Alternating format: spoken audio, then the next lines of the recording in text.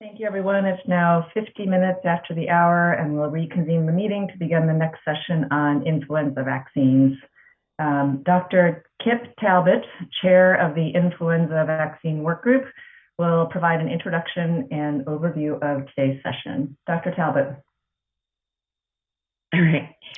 So the ACIP Influenza Work Group is a large group of experts and greatly appreciates everyone's expertise and comments and participation. ACIP members include Kevin Alt, Jamie Lair, and Camille Cotton, but you notice there's a large number of others who helped tremendously. Next slide. So this slide looks very succinct, but what you will see next will not be. So the recent work group discussions have included ongoing discussions of systematic review of influenza vaccines for older adults, what we like to call enhanced vaccines. And hence, we've been examining the evidence of these enhanced vaccines, which include high-dose inactivated, adjuvanted inactivated, and recombinant vaccines. This is a lot of data that we have gone through, and actually, this data has been provided by the CDC and the ACIP team who's worked on it. It's an incredible amount of work. I would like to remind everyone that we think of flu as one vaccine, but each year it is a new vaccine, and it's a new vaccine with 4 different strains. And now we also have different manufacturing methods, which makes it a whole new world of complexity. Next slide. So Lisa Grosskopf will actually go through the review that they have done, and we hope this will spark a lot of conversations and questions. Thank you. Lisa. Thanks, Dr. Talbot. Thanks very much. Good afternoon. We're really grateful to have the time to present this topic today. It is a large review, and it is not completed yet, but it has reached the point where it was time to begin to talk to the ACIP about it. It is a large amount of content, so this is why we're splitting it between 2 meetings, and we're really grateful to have the extra opportunity to begin to talk about some of these ideas with you today. Next slide.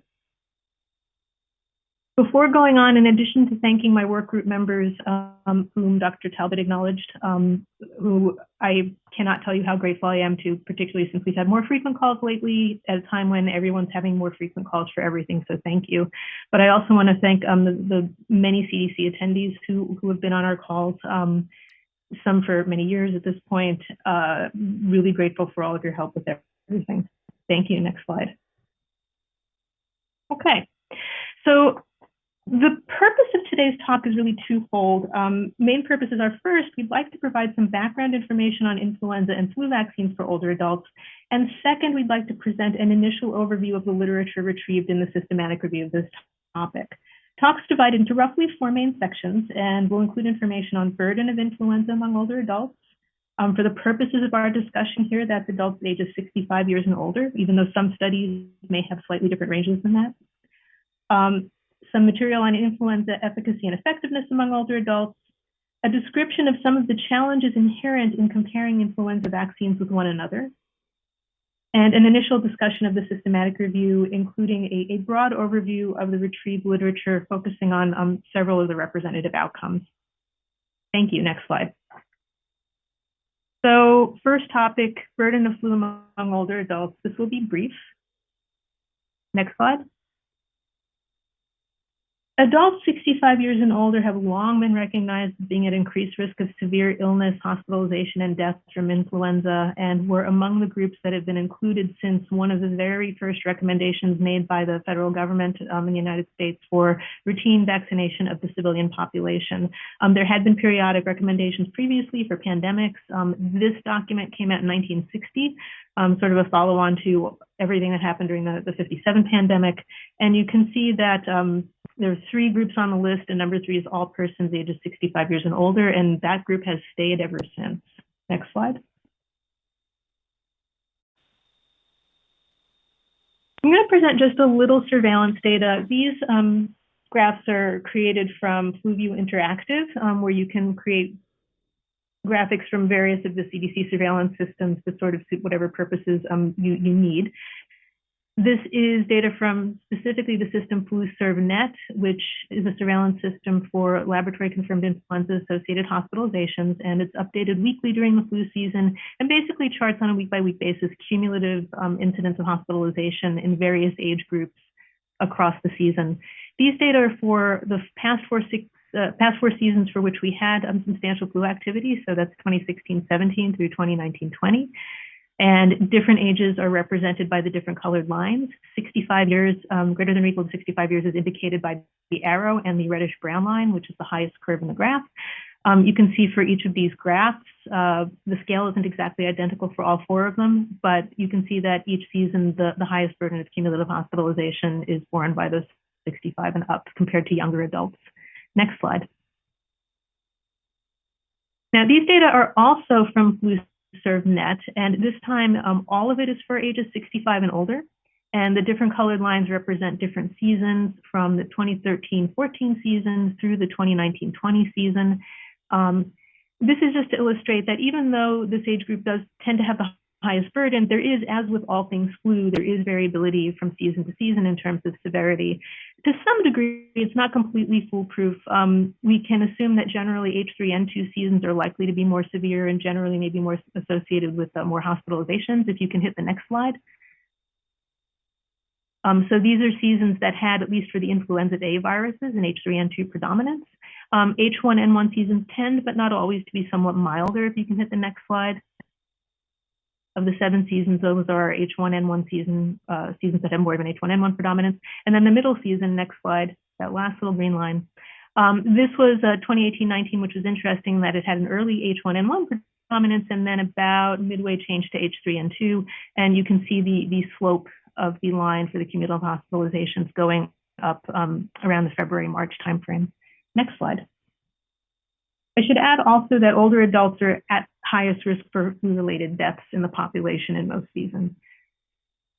So next, we're going to be moving on to flu vaccines and their efficacy and effectiveness among older adults. Next slide. Now, unfortunately, even though this is a group that is generally very consistently at increased risk of severe outcomes due to influenza infection, they also tend to be a group, not always, but tend to be a group for which the vaccines tend not to work as well as younger age groups. These are data from the CDC US Flu VE network, and you can find those at the link at the bottom of the slide.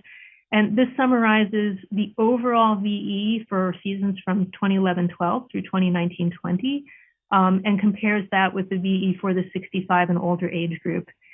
These estimates include all virus types and vaccine types. The only thing that's split out is that one of them is all ages and 165 and older. In the column just to the left of the VE estimates and between that and the season column, we have the predominant viruses for that particular season. In addition to H3N2 seasons, generally, not always, but perhaps tending to be a bit more severe, vaccine effectiveness also tends to, not always necessarily, be somewhat lower for H3N2 viruses. And you can see that those are the seasons where we have some of the most striking differences between the 65 years and older group and the general population. Next slide.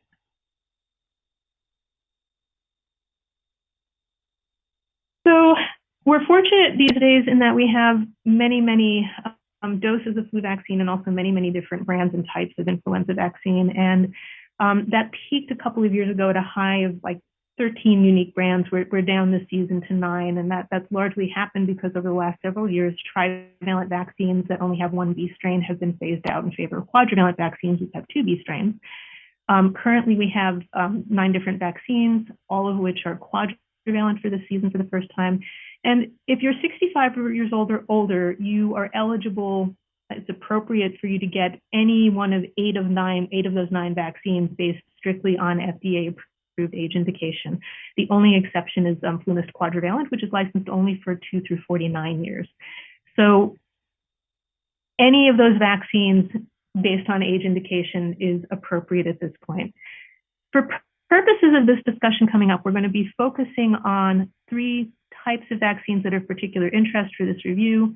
Those are the 2 inactivated vaccines, Fluad quadrivalent and its previous trivalent predecessor, Fluad, which is licensed for 65 years old and older. Fluzone Highdose quadrivalent and its previous trivalent predecessor, Fluzone Highdose, also licensed for 65 and older, and Flublok quadrivalent, as well as its trivalent predecessor, Flublok, which is licensed for 18 years and older. Next slide. This next series of 3 slides just gives a high-level history of these vaccines as they've been in the U.S. It's not every single indication and approval over time, but just focusing on what is germane for this discussion. The high-dose inactivated influenza vaccine, HDIIV3, or Fluzone Highdose, was approved in the United States in 2009. It was replaced with HDIIV4, Fluzone Highdose quadrivalent. After that, new vaccine was approved in 2020 and was first available for the 2020-21 season. This vaccine contains 4 times the quantity of hemagglutinin per vaccine virus compared with standard dose inactivated vaccines. That's 60 micrograms per virus as opposed to 15.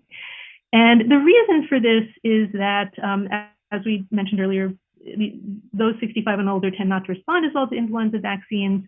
One putative way around that is to have a higher dose of antigen. So basically, this is a higher antigen load. Trivalent high-dose vaccine, HDIIV3, after initially being approved in 2009 on the basis of superior immunogenicity to standard dose Fluzone, subsequently demonstrated superior efficacy to standard dose Fluzone, which is a standard dose, or an SDIIV3, as we'll abbreviate them here, in a randomized clinical trial conducted among approximately 32,000 participants aged 65 years and older over 2 seasons, 2011, 12, and 12, 13.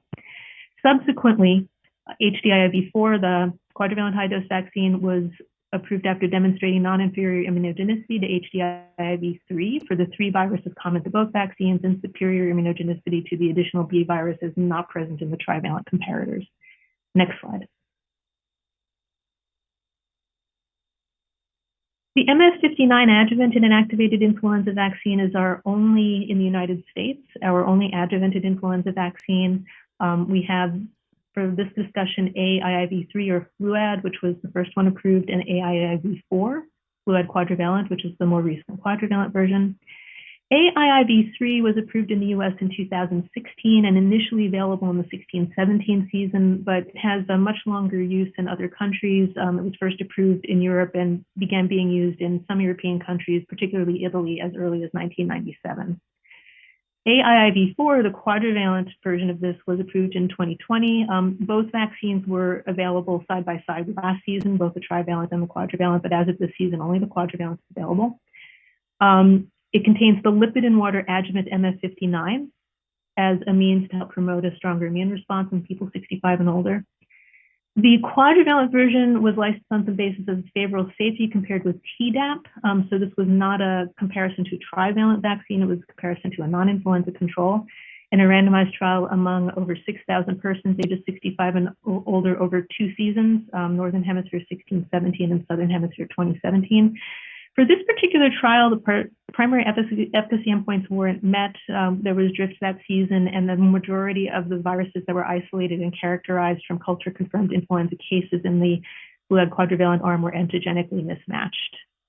We'll see later there were a couple of different definitions of ILI used for this study, and there was efficacy demonstrated against illness that was defined by higher fever. Next slide. And the last of the 3, Flublok and Flublok quadrivalent, these are the recombinant influenza vaccines. The recombinant trivalent was first approved in 2013. It wasn't licensed for 65 and older right away. It was initially for 18 through 49 years, and within about a year's time, the 65 and older population was added, actually 50 and older population. RIV4 was approved in 2017 and was available side by side with trivalent for 1 season before switching totally over to quadrivalent only.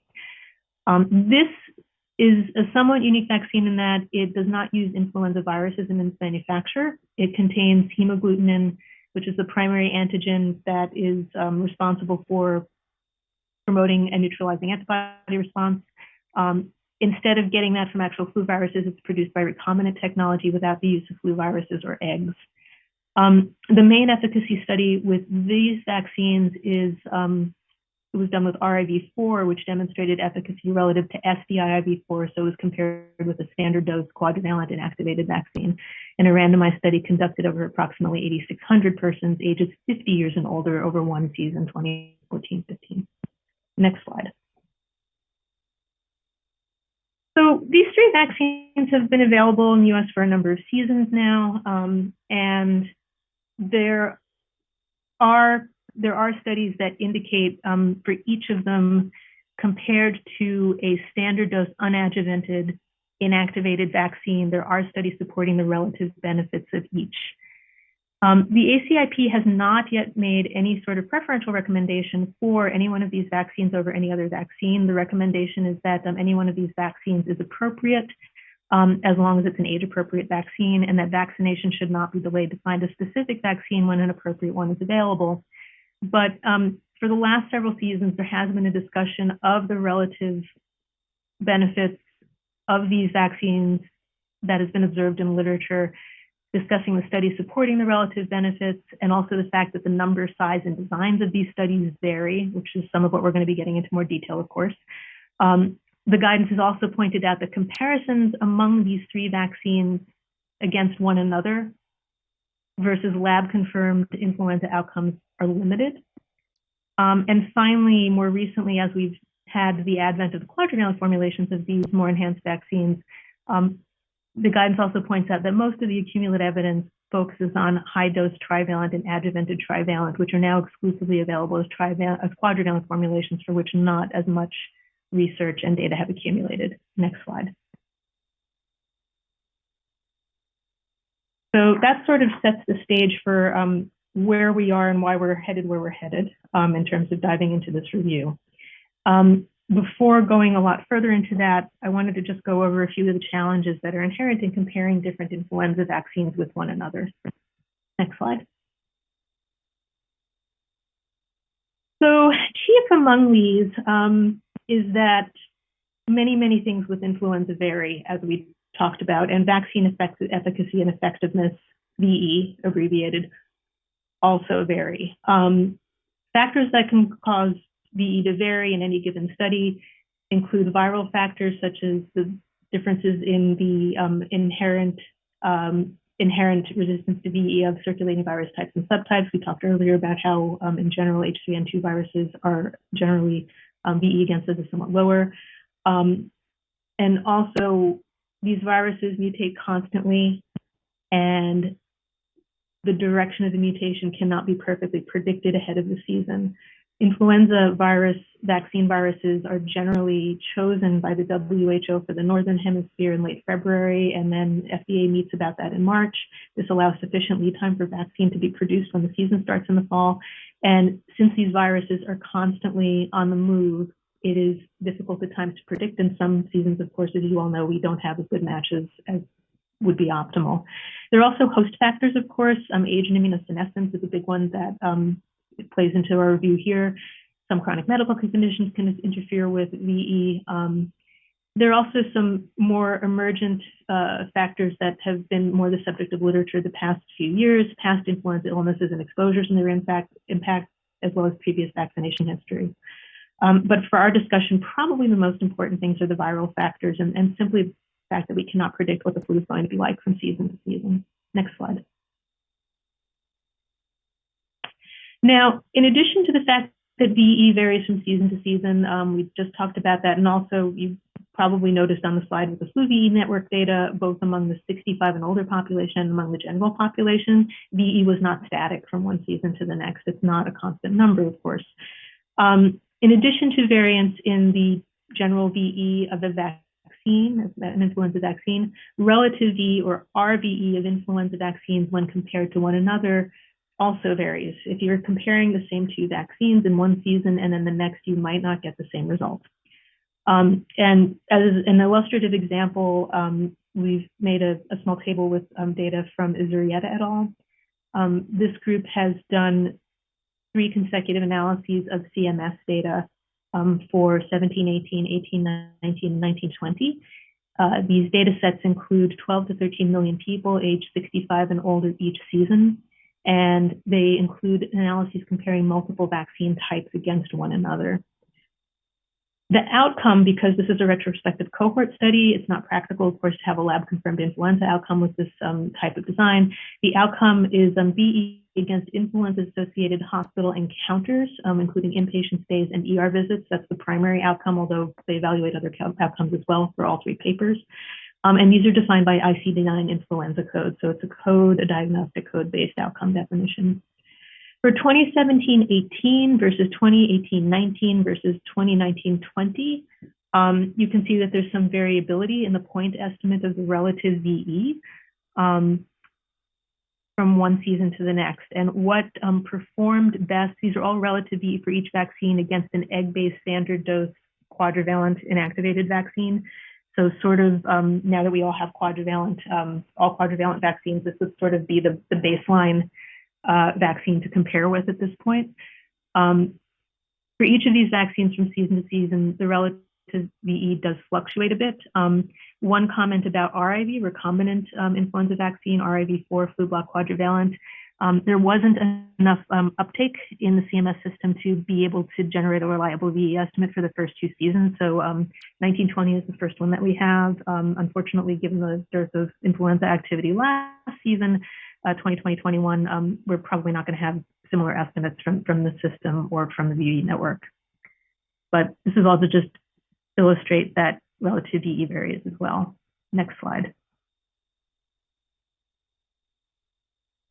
So since we have a situation where we're comparing multiple vaccines, at this point we have 9 of them with one another, and we know that VE varies, this raises some considerations. And one of them is that data from one or a few seasons in any given study might not generalize to all or most seasons. Ideally, when we want to make a health policy decision, we like generalizable information, and this might not be possible to get with multiple seasons worth of data. So ideally, if you were making your wish list, the preference would probably be for data from high quality randomized studies, of course, conducted over as many seasons as possible. Unfortunately, the common study designs, including randomized studies, are associated with some trade-offs. Randomized studies, though they do generally provide the highest quality data in terms of being able to control for potential biases and confounding, they're generally less feasible to conduct over successive seasons. They're rather expensive, large sample sizes, and while we do have examples of RCTs that are performed over 2 to 3 seasons, to do them over much longer than that is perhaps not practical. So while these studies are less subject to bias, they create higher quality data, they're perhaps not as feasible to conduct over multiple seasons as observational studies, which are more feasibly done over multiple seasons. There are networks in the United States, for example, the Flu-VE network and Haven that looks at hospitalized influenza among adults. There's iMove in Europe. There's a Sentinel surveillance network in Canada. So there are many networks that do exactly this, using observational methods, examine VE over sequential years. And it's wonderful in that you have basically data that is collected using relatively consistent methods sequentially over time. On the other hand, observational studies, as we know, are more subject to bias. They produce lesser quality data. One other comment about observational studies is that because you have to, they're done in real life with vaccines that are available in real clinical world use, what you're able to study in terms of vaccines of interest can be somewhat constrained by uptake of the vaccine in that population. And that's perhaps less of an issue for the randomized studies, because when you set out to do an RCT, normally you're deliberately deciding to do something with a particular vaccine comparison. Next slide. Just to take this a little further, to illustrate some of the issues that we've observed in the context of the literature that we're reviewing, if we are going to consider observational designs in a review, we have to deal with more variability in the different study designs, and also more variability in terms of differences in how outcomes are defined and the analytic methods that are used to control for bias and confounding and many other things. So within the observational study realm itself, we have some trade-offs with the main types of designs.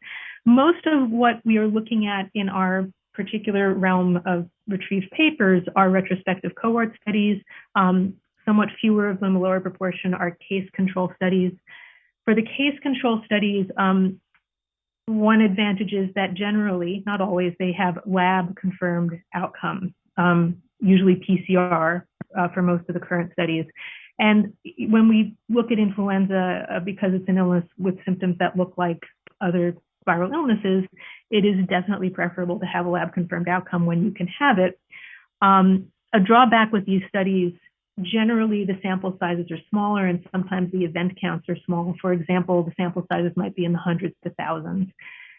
The other sort of larger cohort of studies we have is retrospective cohort studies. And these are, they make up the bulk of the observational studies we've been looking at. An advantage with these is that you can have potentially quite large sample sizes, tens of thousands to millions. The Azurieta CMS analyses that were mentioned earlier, as we said, 12 to 13 million people per season. So this is a sizable number of observations to look at. A disadvantage is that, of course, probably not terribly practical to carry out a study like this and expect to have lab-confirmed influenza outcomes given the size. They generally look at diagnostic code-defined definitions. You couldn't really have lab-based stuff easily with this kind of study. Diagnostic code-based definitions, things such as ICD-9, ICD-10, are overall less specific. There's a potentially greater potential for misclassification and bias than we might have with a lab-confirmed flu study. Next slide. The last thing before beginning to summarize the literature, just a few slides for considerations regarding relativity and what it means. Next slide. So this is, in a way, another one of the challenges associated with comparing vaccines, but we pulled it out in its own section, so we could try to explain it a little bit.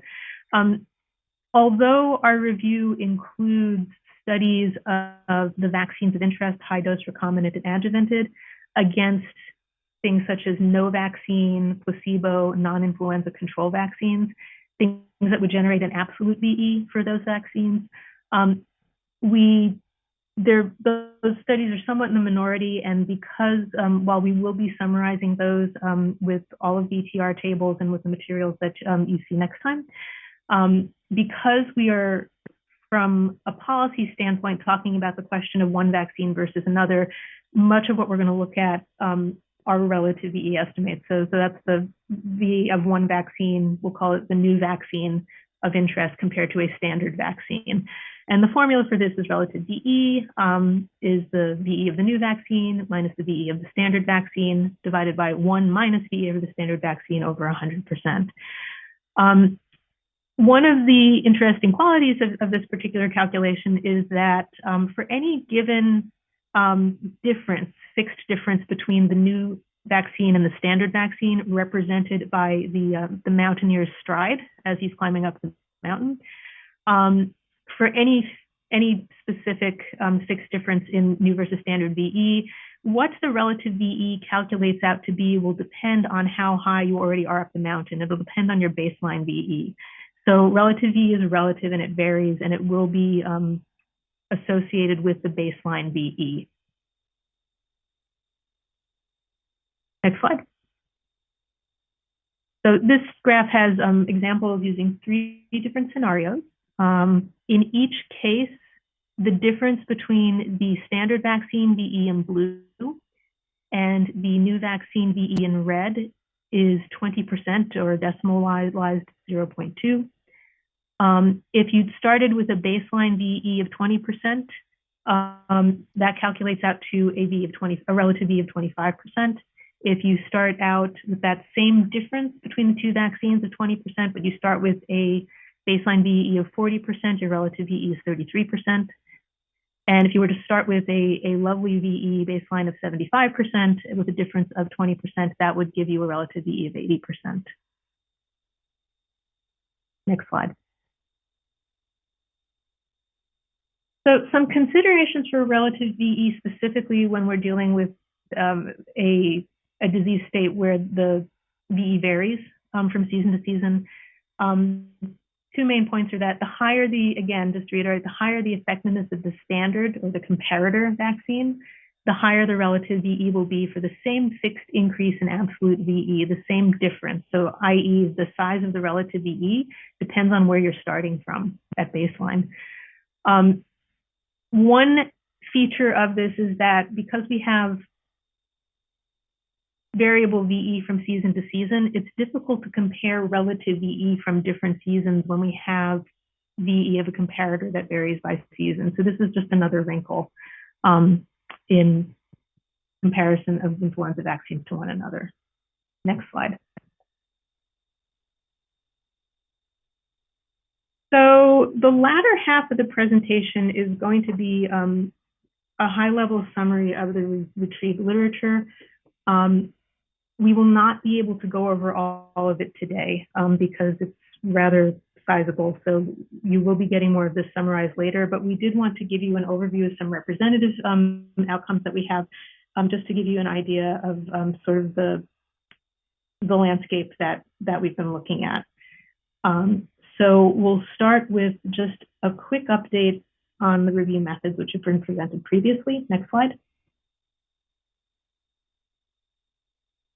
So I want to thank our review team. There is a small troop of us that has been working on this during pandemic, and the group has made really heroic efforts to get through quite a large number of articles. And I'm just really grateful to them. I'm also really indebted to our librarian, Joanna Taliano, and Rebecca Morgan, who's helped us numerous times in consulting on various questions. Next slide. So I'm not going to include all of the slides since these method slides have been presented previously, but if there are questions, I do have them at the back, or I can probably answer them without those. The review question is whether the relative benefits and harms of high-dose influenza vaccine, HDIIV, adjuvanted influenza vaccine, AIIV, and recombinant vaccine, or RIV, as compared with one another and with other influenza vaccines, favor the use of any one or more of these vaccines over other age-appropriate influenza vaccines for persons 65 years of age and older. Next slide. The next two slides outline the PICO elements. Our population is adults aged 65 years and older. Interventions of interest include trivalent or quadrivalent high-dose IIV, adjuvanted IIV, or RIV, either US licensed or similar in formulation or manufacturer to US licensed. Comparators include other trivalent or quadrivalent vaccines, focusing on US licensed or vaccines that are similar to vaccines licensed in the US. Non-influenza control vaccines, placebo, and also no vaccine. Next slide. After a lot of discussion in 2019 and leading into 2020, the work group selected a total of 8 outcomes. There are 4 efficacy or effectiveness outcomes and 4 safety outcomes. The efficacy and effectiveness outcomes for our primary outcome set apply to all viral types and subtypes, so not examining, say, H3N2 or H1N1 VE specifically. We do have that as a secondary outcome, and we'll explore that to the extent that data are available. But for our effectiveness and efficacy outcomes, we have influenza illness, influenza-associated outpatient or emergency department visits, influenza-associated hospitalizations, and influenza-associated deaths. For safety outcomes, any solicited systemic adverse event of grade 3 or higher, so severe or higher, any solicited injection site adverse event of grade 3 or higher, any serious adverse event or SAE, so by any SAE without regard to judged relationship to study participation or vaccine that was administered, and Guillain-Barré syndrome. Next slide. So, and just to sum up the search strategy very briefly, a total of 6 bibliographic databases were searched, and we searched back as far as 1990. And the reason 1990 was selected was that was felt to encompass well the pre-licensure period for the 3 vaccines of interest. We set as the beginning of the range as a reference, the licensure of Fluad in Europe, which was in 1997, and the earliest references we could find, just scoping PubMed for MS59 were around 1995, so we buffered that with an additional 5 years to 1990. We had two different search strategies that were used, one that searched articles in general, and we had a second search that was just for review articles alone, in order to be able to look for potentially missed articles and the bibliographic references of those reviews. A total of 3 searches were done in February 2020, February 2021, and then again, most recently in beginning of September 2021 to update literature as it came out. We had a total of 10,808 references that were initially found, and then through the literature search, and then an additional 160 that were identified through search of bibliographies, either of review articles or through reports that were forwarded on after screening to full text review. After removing duplicate reports that numbered 799, we have 10,169 subjected to title abstract screen, of which 6,624 were deemed not relevant. We had a fairly large number go to full text review. The main reason being is that we were familiar from some previous work that it can be sometimes very difficult to judge just from a title and abstract. Even for what is obviously a flu vaccine study, VE study, it can sometimes be difficult to discern from the abstract what vaccines were included in the population under study. So we erred on the side of reviewing full text when we were in doubt. And so we had 3,545 that went to full text, of which 3,468 were excluded. Among all of the articles that we had and wanted to get, we ended up actually with a total in the end of only about 15 that the library was not able to locate, which was actually pretty amazing. We end up with 77 included reports, which comprise 34 individually randomized studies, 2 cluster randomized studies, and 41 observational studies. Next slide. So we're going to go through first randomized studies and then the observational studies. And in each of those cases, first some efficacy outcomes and then safety outcomes. I'll ask you to keep in mind as you look through this, particularly once we get to the observational studies, you will notice a lot of variability in VE estimates. So try to keep in mind, again, VE does vary from season to season, and also particularly once we get to the observational studies, there is substantial variation in study methodology. So we'll go into that a little bit more when we get there, but just keep in mind that we have a landscape that has a lot of ups and downs. Next slide. So this is just an overview slide to sort of give a lie of the land as far as how many papers we have that address each of our outcomes of interest broken down by individual vaccine comparisons. So you'll see in the columns, we have our flu illnesses, medical visits, hospitalizations, and deaths. And then in the first column, we have different distinct vaccine comparisons that are separated out. And the numbers essentially indicate the number of papers that address that particular outcome. For the randomized studies, we really did not have anything addressing outpatient medical visits or deaths. And this is sort of fitting with the design of these studies. This is not a real life activity, generally being part of a clinical trial. So most of these are designed such that people sign up for the trial and they receive their vaccine, and they're asked to, for example, report to the study site any instances of respiratory illness using some criteria so that they can come and be swabbed. So these aren't necessarily people, even though they might be going out in the community to see a physician for their illness, that's not really what the outcome is here.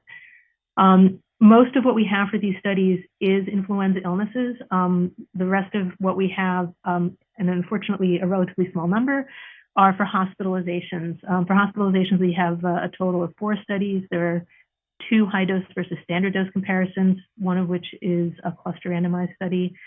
There's 1 high-dose versus quadrivalent comparison. And then we have a cluster randomized study that actually, I'll have to fix that. That's a typo, should be in the AIIV3 column versus SDIIV3. There's one cluster randomized trial looking at adjuvanted versus standard dose vaccine. Apologies for that error. Next slide. So this set of charts attempts to, since we've mentioned earlier that flu varies with season, and perhaps it's good to see VE data that is dispersed over multiple seasons. For each of the 6 vaccine comparisons here, in this case, we're looking at them without regard to whether they're trivalent or quadrivalent. For each of the 6 comparisons, there's a histogram which shows on the x-axis the number of studies by season on the y-axis. And the small blue box in the upper right-hand corner is there to give you an idea of the number of participants in those studies. You can see none of these columns in the bar charts go above 1. Here we're talking about the individually randomized studies. And if you look at individual vaccine comparisons, we don't have a very broad representation of seasons for the most part. Next slide.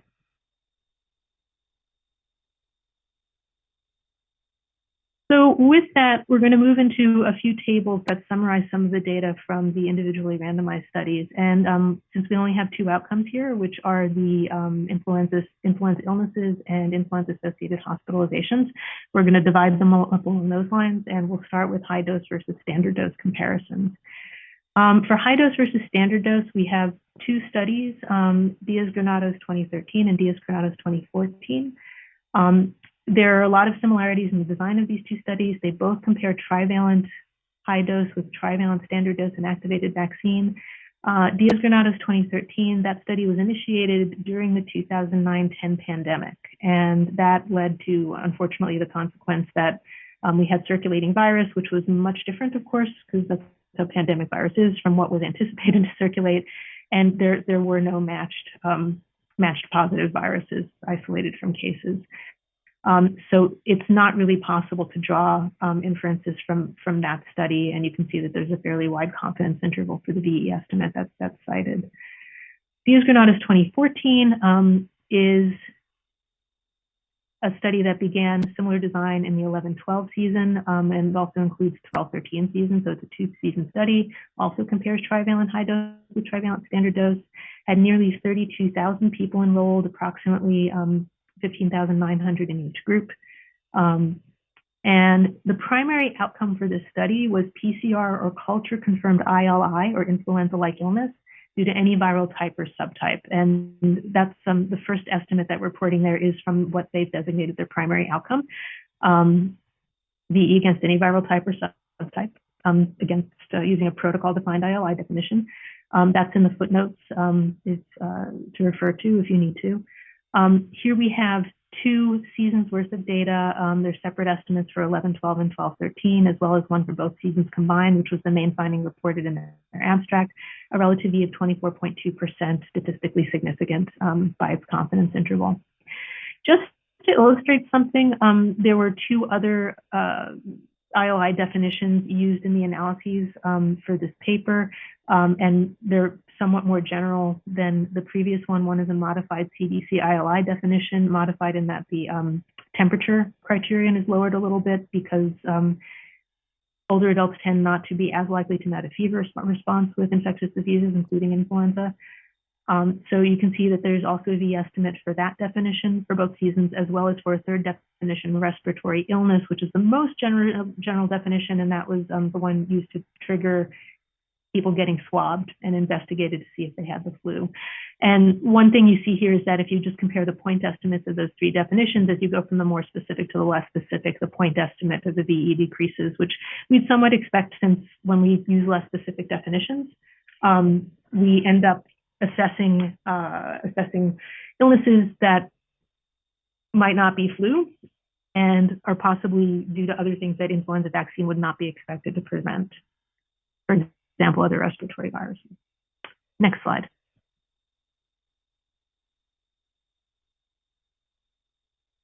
For influenza illness outcome, adjuvanted vaccine versus standard dose inactivated vaccine, we have 2 studies. Both are individually randomized trials. SONG 2013 was done during the 2009-10 season It's a relatively small study at only 76. And the paper does indicate that they asked people to come back with symptoms of ILI and swab them, and that ILI was confirmed by virologic testing. The specific nature of that virologic testing isn't specified. Unfortunately, this one doesn't help inform things very, very well, in that they had no lab-confirmed influenza observed during follow-up for this particular study. A second one is Fry et al. 2014. That was done during the 10-11 season, and this was the major safety study for this vaccine versus standard dose inactivated unadjuvanted vaccine. Roughly 7,000 people enrolled there. This one did look at ILI, but it was a symptom-defined definition and no lab confirmation was performed. And we have a relative VE of 9, which was not statistically significant. Next slide. We do have one other adjuvanted randomized controlled trial, and that is Barron et al., which is not a relative VE study. It's actually a study of the quadrivalent adjuvanted vaccine, the one that was just licensed in 2020, and Tdap as a non-influenza control vaccine. And this included roughly 6,700 people. The primary outcome was PCR confirmed ILI due to any viral type or subtype associated with protocol-defined ILI. For that primary outcome, the efficacy endpoint was not reached. They got a VE of 19.8 with a confidence interval that spans the null.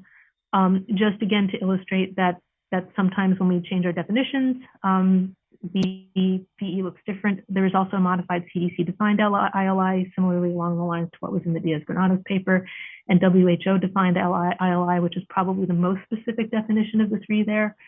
And we see that they did have higher VE point estimates and also statistically significant results for those outcomes. Next slide. For RIV versus standard dose inactivated vaccines, we have two papers, Keitel and Dunkel.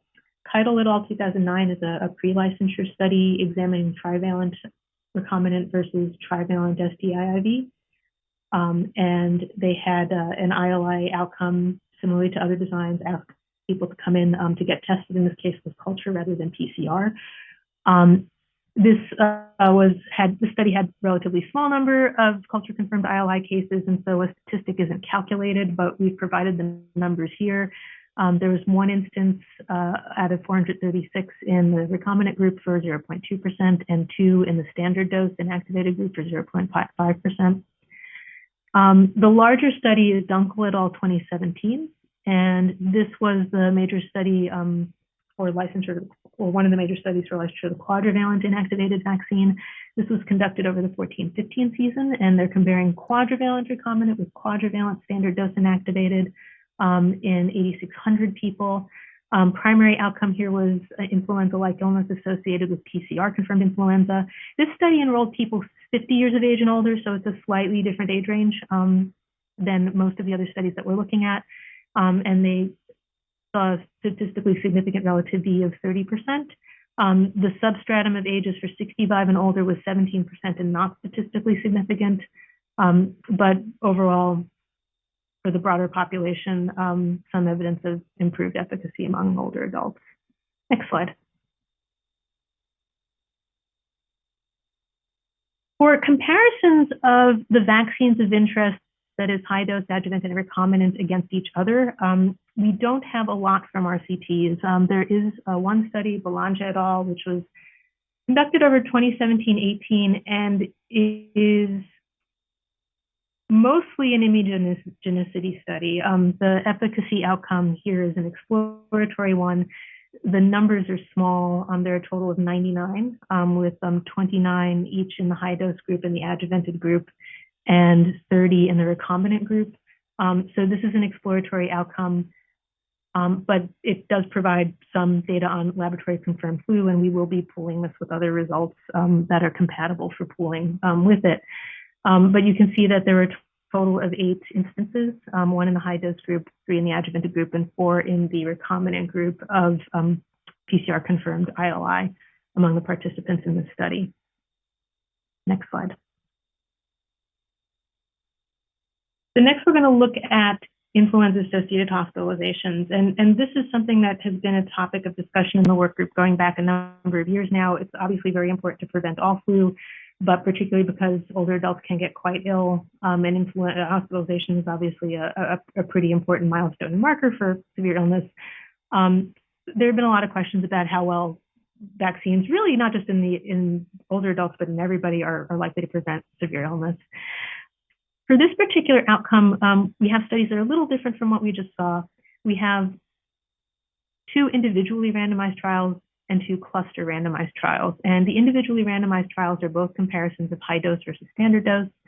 The cluster randomized trials, there's one of high dose versus standard dose, and there's one of adjuvanted versus standard dose. And we don't have more than one study, in the cluster randomized group. And we don't have any season represented more than one time. Next slide.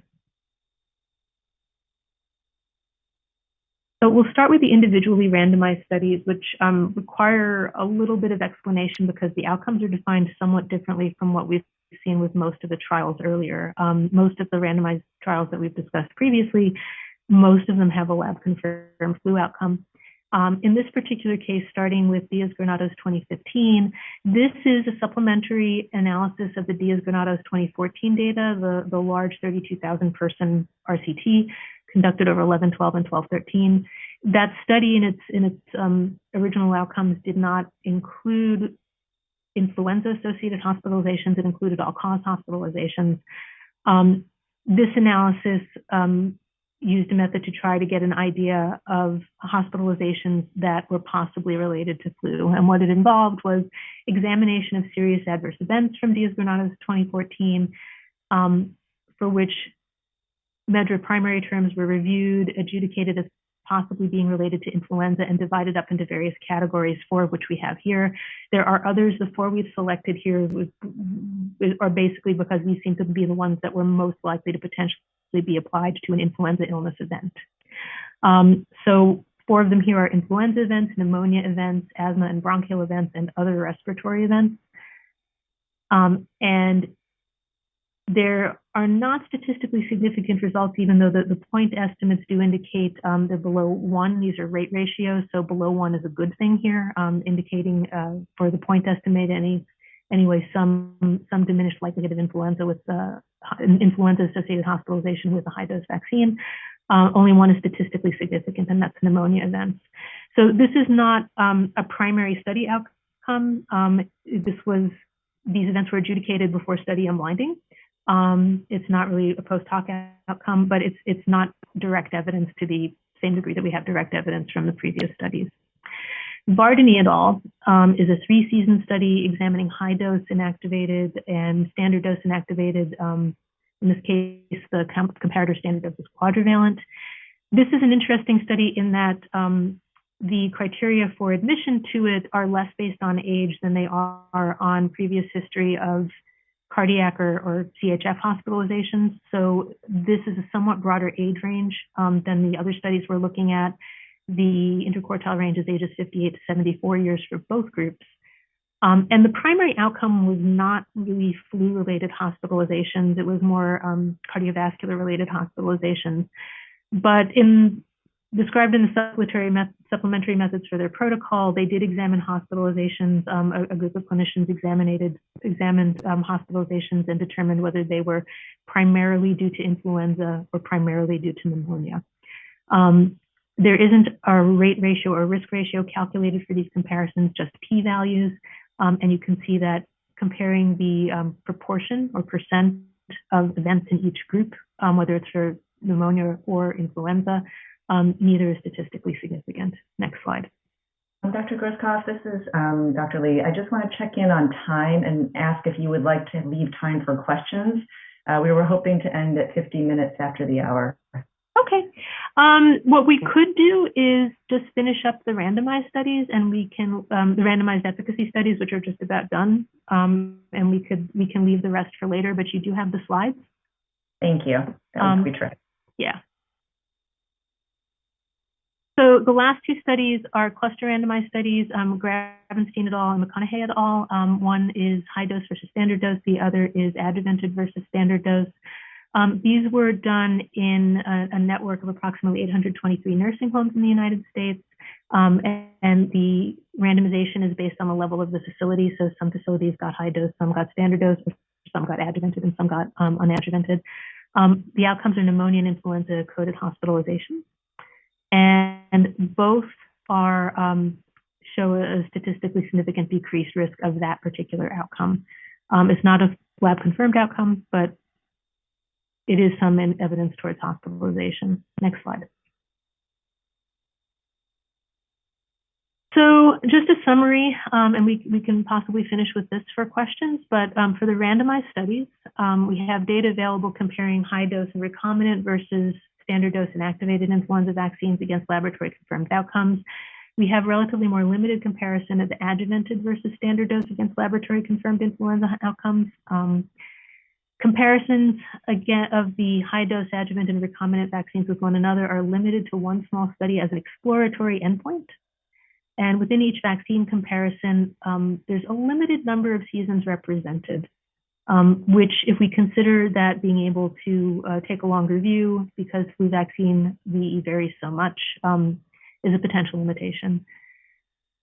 We have no data on laboratory confirmed influenza hospitalizations, and we also have estimates on hospitalizations that are derived from individually randomized trials, but for which the data doesn't come from primary analyses and is sort of a proxy for influenza-related hospitalizations. So I think the next slide might be the close of this section. So what we had planned to present in the fall in October was what you just heard. So this was the content that got rescheduled, and we have progressed since then. But that can probably be saved for another time. Thank you very much. I'd be happy to take any questions.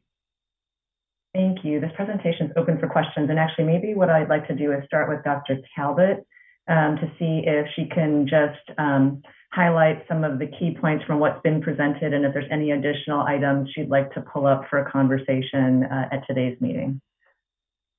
I don't think so. I think I would rather leave time for questions for the randomized control trials. I do want to talk a little bit about the need for us to go over the observational studies at some point. Because influenza vaccine changes every year and virus changes every year, there's a lot of really important data in that observational group, just because the randomized control trials cover just short periods of time. And so I think our next presentation will be very critical and supportive of some of the decision making. So hopefully we can squeeze that in February. Thanks. Thank you. Are there any questions for Dr. Grosskopf on the randomized control trials?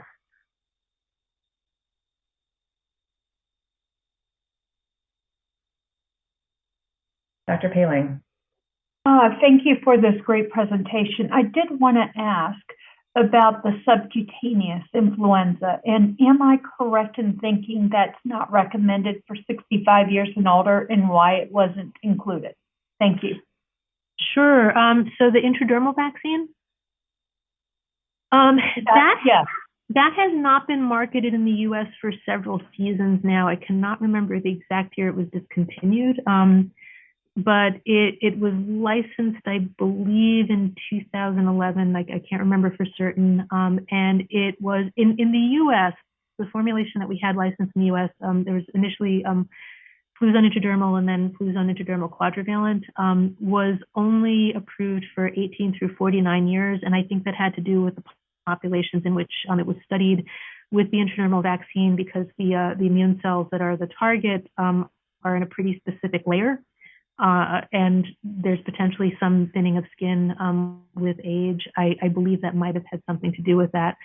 There is in other countries, however, a version of that vaccine that is licensed for 65 and older. It's just we did not have it here, and I believe that was a higher antigen dose. Here we had Fluzone intradermal. In some countries, there was our version had 9 micrograms of antigen. per virus, which is lower because you didn't need as much with the intradermal as you did with an intramuscular, which had 15. But I believe there was a version called Influenza that had 15 micrograms that was licensed for older adults in other countries. Thank you, Dr. Long. Yes, thank you, Dr. Groskopf. It's just amazing to me that you can keep all those studies straight in your mind to even be able to explain them to us. But I still, for the unskilled eye, which would be me and maybe other members, it's a little hard to keep a running kind of a tally or even a thought about what the preponderance of evidence shows, because some was relative efficacy, some was efficacy, sometimes positive numbers are a good thing, sometimes decimals are a good thing. So would you say, with lots of exceptions, that there was suggestion across the studies that these vaccines that are particularly formulated for older adults showed efficacy that was increased? I think the best way to answer that is that there is variability. And I think one of the things that will be helpful in February, one of the things that we wanted to do today is to sort of give you an overview of where things are, which will hopefully make it a little clearer why we are planning to look at the observational data going forward. And when we come back in February, we'll be able to discuss the meta-analysis, and we'll have pooled data to the extent that it can be pooled. We're not going to be able to pool every single study into some sort of meta-analysis. There are a few of them that are just unique enough that they're probably going to be relegated to more of a description because the methods just aren't compatible with other methods. But I think that will be clearer and possible to present a bit more succinctly in February. Well, we look forward to that. Thank you. I think most of what we wanted to be able to say today is that there's an awful lot out there. And if you do look at the observational study slides on your own, you will see that there's variability, and there's a lot of reasons for that. So what we're hoping is to try to tame some of that variability when we come back. Thank you. And Dr. Kane? Yes. Will you be able to show any demographic data related to this? Because we know Black persons had the highest flu-associated hospitalization rates across all of our last 10 seasons. And so because of that significant disparity, because of the high hospitalization rates, what these studies, how much of these studies consist of people of color in the studies that you are highlighting or showing? And sometimes it's related to socioeconomics as opposed to race. Will we have any studies looking at that at all? So the ones that we have don't have as a primary variable to evaluate race, but most of them do examine that, particularly the CMS studies and the larger observational studies, and all of the clinical trials will provide some discussion of the demographic data. So that is something. So where I'm trying to get at with this is that, we have a higher level of chronic medical illnesses, maybe compared to our white counterparts. And so a high dose may have superior efficacy in our 65 and older compared to the standard dose that's in a broader population looking at our white patients. I can't remember off the top of my head that a lot of the studies will do sub-analyses for groups. For example, they'll break the ages down into different age groups. That's a pretty common thing for the older adults and the older adults. I don't recall that any of them have done specific analyses by race or ethnicity, but we can definitely start by looking at the makeup of these studies and try to delve into that and see what we can glean from there. Thank you for that question. Thank you. I'm going to give Dr. Talbot a moment to respond, and then we'll go to Dr. Bell and wrap up the session. Briefly, Virginia, there is not a lot of great diversity in those studies. I think the COVID vaccine studies in the adults over 65 was one of the first studies that was better diversified. I wouldn't say well, but better diversified. And I think there's a lot more work to be done in the influenza study. So there will not be significant data in those studies to pull out. Thank you. Thank you. Dr. Bell. Yes, I just wanted to make a general overall comment about this whole enterprise that we've begun here of looking at relative efficacy, presumably with the idea of considering some sort of preferential recommendation. And I just personally would appreciate a very robust kind of discussion and examination of what the meaning of a preferential recommendation would be. I recognize that's all speculation, but I anticipate that it's going to be a lot easier for me to think about, you know, my vote on a topic like that if I have a clear understanding of at least what the experts in the working group think the implications of such a recommendation might be. Thank you. And with that, I think we will plan to take a break. We are fairly behind schedule at this point. So what I'd like to do is, if it's all right with everyone, just to take a 5-minute break. Apologies. We'll allow our presenters to switch over, and we'll meet again at 1 minute after the hour. We'll see everyone soon.